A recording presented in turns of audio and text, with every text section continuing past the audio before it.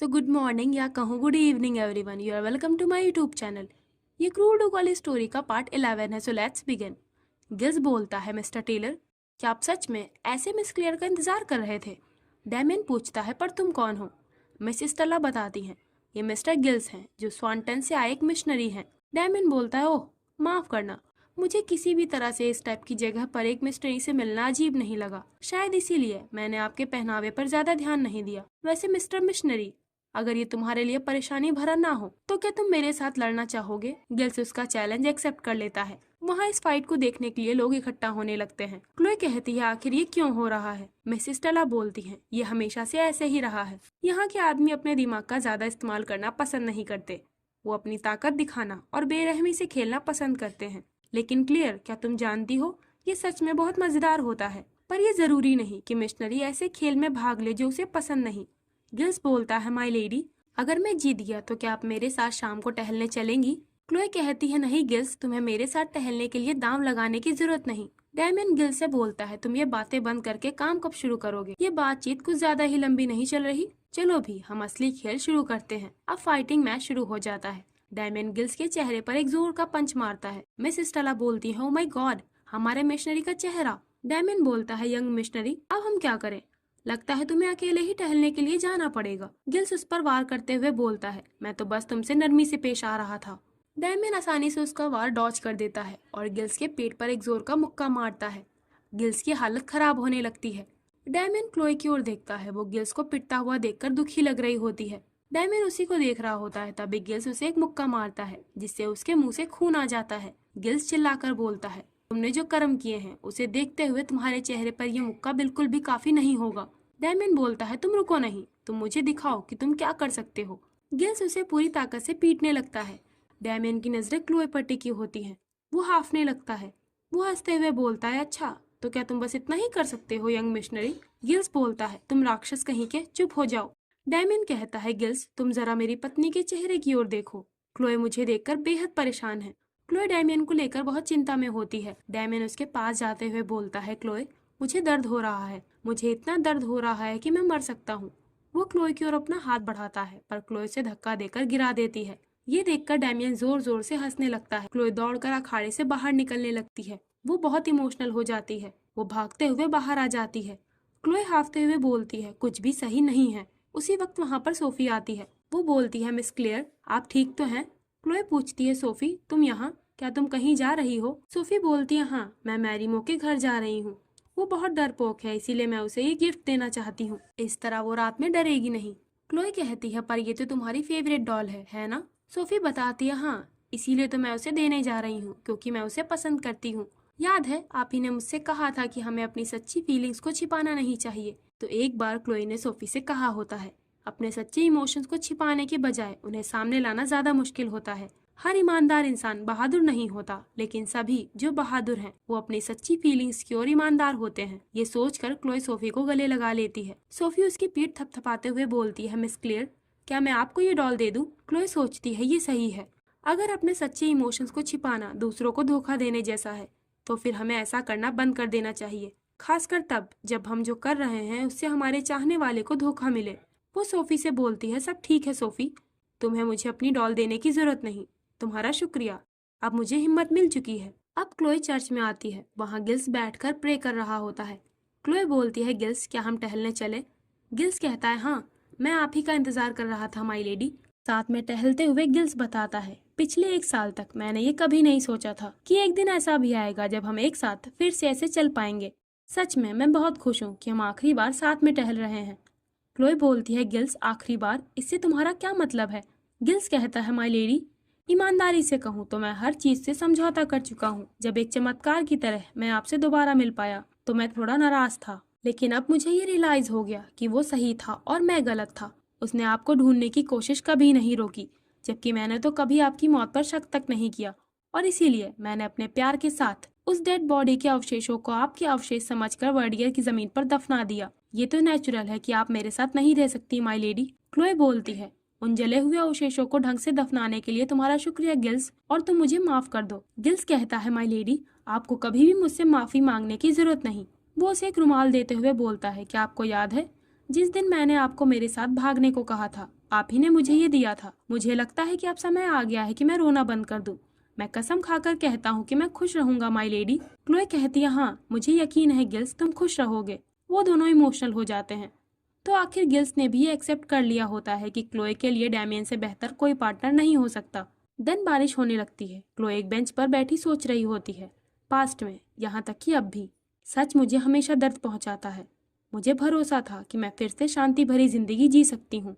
उसके सब तहस नहस करने के पहले भी मैंने यही सोचा था, पर शायद ये घमंड था जो उसकी ओर से नहीं बल्कि मेरी ओर से था। क्लोए रोने लगती है। तभी वहां पर लॉर्ड वेइस आता है।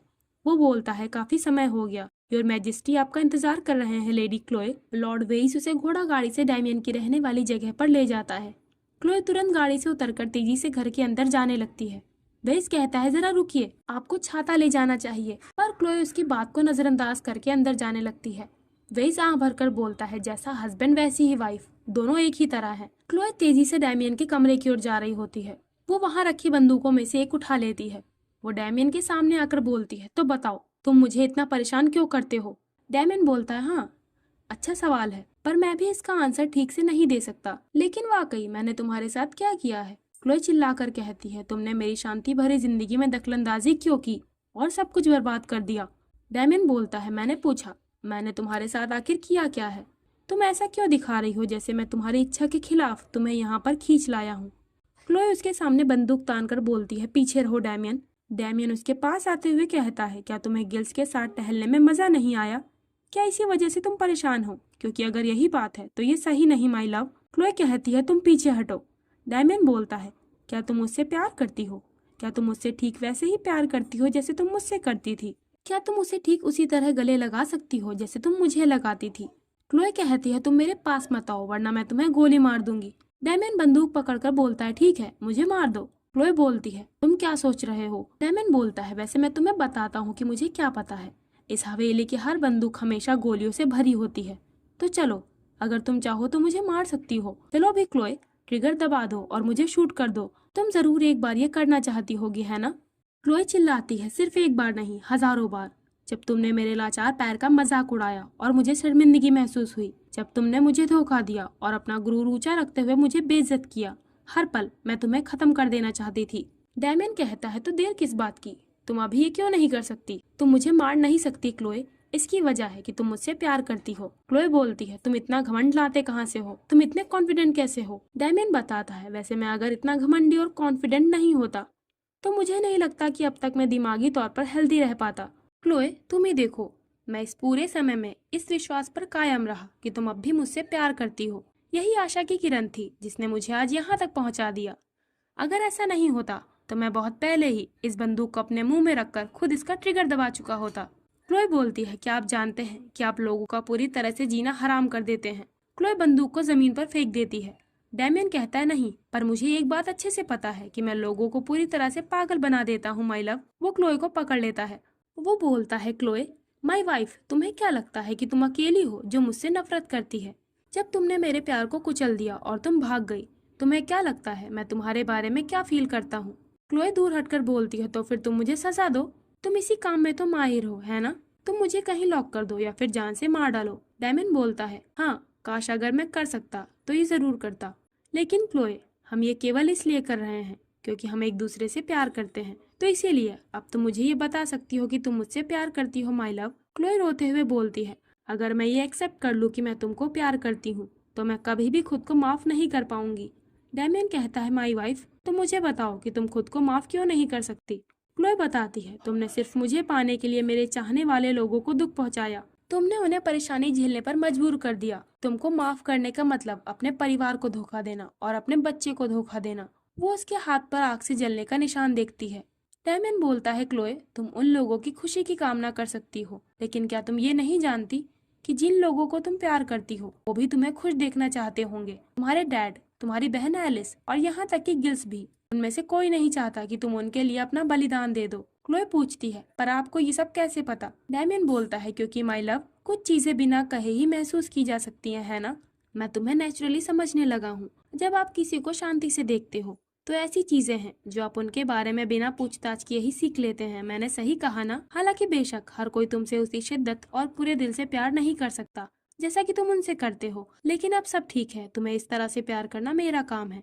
क्लोए बोलती है, मैं हमेशा सोचती हूँ अगर मैंने उस दिन तुम्हारी फोटो को ना पलटा होता और तुम्हारी सीक्रेट तिजोरी ना खोली होती तो क्या होता। डेमिन बोलता है, तब तुमने कभी भी स्टैंटन को छोड़ने के बारे में नहीं सोचा होता। तुम्हारे अंदर कभी भी मुझे ऐसे छोड़ के जाने की इच्छा ही ना होती। ना ही तुमने कभी मुझसे प्यार करने की वजह से खुद से नफरत करने की फीलिंग्स को महसूस किया होता। और मैं डैमियन थी से यहाँ इस अजीब से मैनर में तुम्हारे प्यार के लिए तुमसे भीख ना मांग रहा होता। क्लोए क्लोए बोलती है, तुम मुझसे माफी मांगो जब तक तुम ईमानदारी से ऐसा नहीं करते। तभी डैमियन कहता है, क्या क्या मुझे तुम्हारी और अपने प्यार के लिए माफी मांगनी चाहिए? अगर तुम सच में यही चाहती हो क्लोए, तो मैं तुम्हारे सामने 1000 बार पर नहीं 10,000 बार घुटने टेकूंगा। क्लोए बोलती है, अब तो आप खुशी से मुस्कुरा रहे होंगे क्योंकि सब कुछ वैसा ही हुआ जैसा कि आप चाहते थे, है ना? डैमियन बोलता है, खैर मैं इस बात से इनकार नहीं कर सकता। अब मैं अपनी सारी ड्यूटीज पूरी करूंगा माय लव। देन अगले दिन सुबह क्लोए बालकनी में खड़ी होती है। डैमियन बोलता है, क्लोए तुम क्या सोच रही हो? क्लोए कहती है, मैं ये सब मिस स्टेला को कैसे एक्सप्लेन करूंगी? डैमियन बोलता है, क्या उन्हें ये एक्सप्लेनेशन देने की जरूरत है? वैसे मैं मानता हूँ कि हमें बस उन्हें अपना प्यार दिखाने की जरूरत है। खैर ये राहत की बात है कि यहाँ हमारा कोई पड़ोसी नहीं है, नहीं तो हर कोई तुम्हें मेरा नाम पुकारते हुए सुन लेता। क्लोए बोलती है, बस बहुत हुआ डैमियन। डैमियन कहता है, आखिर 2 सालों बाद ये पहली बार था जब मुझे रात में ठीक से नींद आई है। तुम दोबारा कभी मेरा साथ मत छोड़ना क्लोए, कभी नहीं। क्लोए बोलती है, लेकिन पहले मुझे कुछ चीजों पर अच्छी तरह से सोचना होगा। डैमियन कहता है, ठीक है, मैं इस बात का ध्यान रखूंगा कि तुम्हारे मन में कोई कड़वी फीलिंग ना आए। मैं तुम्हें दिखाऊंगा कि तुम्हारा प्यार मेरे लिए कितना कीमती है, तुम्हारा प्यार कितना शानदार और अनमोल है। मैं एक बार फिर से तुम्हें मेरे खातिर चाह में डूबता हुआ देखना चाहता हूँ माई वाइफ। इसके लिए मैं कुछ भी करूंगा। सच में मैं इसके लिए बहुत एक्साइटेड हूँ माई लव। देन सब लोग नाश्ता कर रहे होते हैं। मिस स्टेला बोलती हैं, आज तो आप जा रहे हैं ना मिस्टर टेलर? क्या आपका समय यहाँ अच्छा रहा? डैमियन बोलता है, हाँ बेशक। वैसे बेहतरीन शब्द भी ये नहीं बता पाता कि मेरा समय यहाँ कितना अच्छा रहा। मुझे यहाँ मेरी पत्नी मिली, मैं इससे ज्यादा खुश नहीं हो सकता था। मिस स्टेला हैरानी से कहती है, क्या आपकी पत्नी? क्या आप उन्हें ही ढूंढ रहे थे? सोफी बोलती है, मिस्टर टेलर आपने मिस क्लियर की पीठ पर अपना हाथ क्यों रखा है? डैमियन बोलता है, लगता है मिस क्लियर थोड़ा कांप रही थी, इसीलिए मैं उन्हें कंफर्ट कर रहा था। मिस स्टेला पूछती है, क्लियर सब ठीक है ना? क्लोए ब्लश करते हुए उनसे कुछ कहना चाह रही होती है। तभी सोफी के डैड हंसते हुए बोलते हैं, शर्मिंदा होने की कोई जरूरत नहीं, एक लेडी और जेंटलमैन की किस्मत कुछ पलों में ही तय हो जाती है। डैमियन हंसते हुए बोलता है, हाँ आपकी अंडरस्टैंडिंग के लिए आपका शुक्रिया। आप मेरी पत्नी का रिजाइन एक्सेप्ट करें और मैं ये ध्यान रखूंगा कि मिस सोफी को फ्यूचर में स्वेंटन पैलेस से सभी तरह की सुविधाएं मिल पाएं। डैड बोलते हैं, आप तो जेंटलमैन हैं मिस्टर टेलर, कॉन्ग्रेचुलेशंस, मुझे पता था कि आप दोनों साथ में आ जाएंगे। डैमियन कहता है, आप लोगों को हमारे लिए खुश देखकर मैं भी बहुत खुश हूँ। देन अगले सीन में हम एक महल में एक पर्सन को न्यूज़पेपर पढ़ते हुए देखते हैं। उसके पास 2 अटेंडेंट आते हैं। उनमें से एक बोलता है, your majesty, duke Theseus present time में यहाँ कार्टर में एक फार्म के मालिक के यहाँ रह रहे हैं और ऐसा लग रहा है कि डचेस पहले से ही यहाँ के जेनवायर शहर में थी। शायद ड्यूक थीसिया का इरादा है। तभी वो पर्सन गोली चलाकर उस अटेंडेंट को मार डालता है। तो ये और कोई नहीं बल्कि सन की प्रिंस जोहानिस होता है।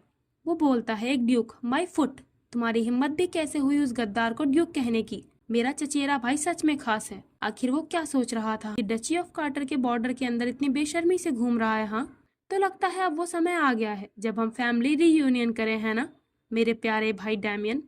देन शाम के समय मिसेस स्टेला क्लोए से कहती है, क्लियर क्या तुम सच में इस रिलेशनशिप से खुश हो? वो उसका हाथ पकड़कर कहती है, मुझे ये मिस्टर टेलर, वैसे उनका असली नाम जो भी हो, वो मुझे भरोसे के लायक नहीं लगते और साथ ही वो कई बार तुम्हें गलत नाम से भी पुकारते हैं।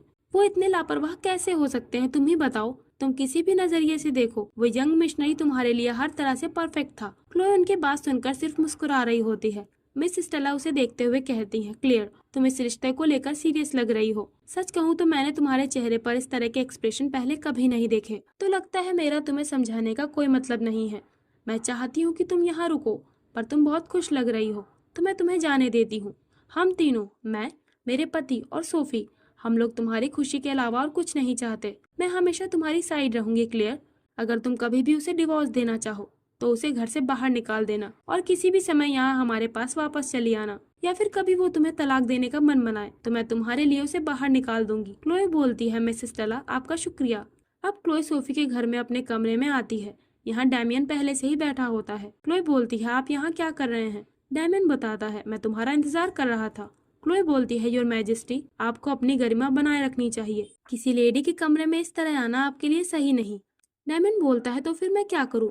तुम्हारे सामने मैं कोई राजा नहीं हूँ। जब तुम मेरे सामने होती हो तो मैं बस एक जुनून से भरा दया की चाह रखने वाला साधारण आदमी हूँ और कुछ भी नहीं। तो मुझे गरिमा बनाए रखने की जरूरत नहीं क्लोए। क्लोए बोलती है, कभी कभी आप मुझे इतना परेशान करते हैं कि मेरा मन करता है कि मैं मर ही जाऊं। डैमियन कहता है, और मुझे ऐसा लग रहा है कि अगर मैं तुम्हें नहीं पकड़ूंगा तो मैं मर जाऊंगा। क्लोए बोलती है, सच कहूँ तो मैं तुम्हें थप्पड़ मारना चाहती हूँ। डैमियन बोलता है, हाँ बेशक, तो देर किस बात की। वो क्लोए को अपने पास खींच लेता है। क्लोए बोलती है, आप ये क्या कर रहे हैं। डैमियन बोलता है, माफ करना, मैं जब भी तुम्हें देखता हूँ तो मैं खुद को तुम्हें चिढ़ाने से रोक नहीं पाता। क्लोए बोलती है, प्लीज आप बाहर जाइए, ये कमरा आपके सोने के लिए बहुत छोटा है। डैमियन कहता है, तो क्या हुआ, तुम मेरे ऊपर सो सकती हो और इस तरह हम दोनों एक दूसरे की दिल की धड़कन की आवाज सुनकर आराम से सो जाएंगे। क्लोए तभी उसकी नजर क्लोए के पैर पर पड़ती है। उसने ब्रेस पहन रखा होता है।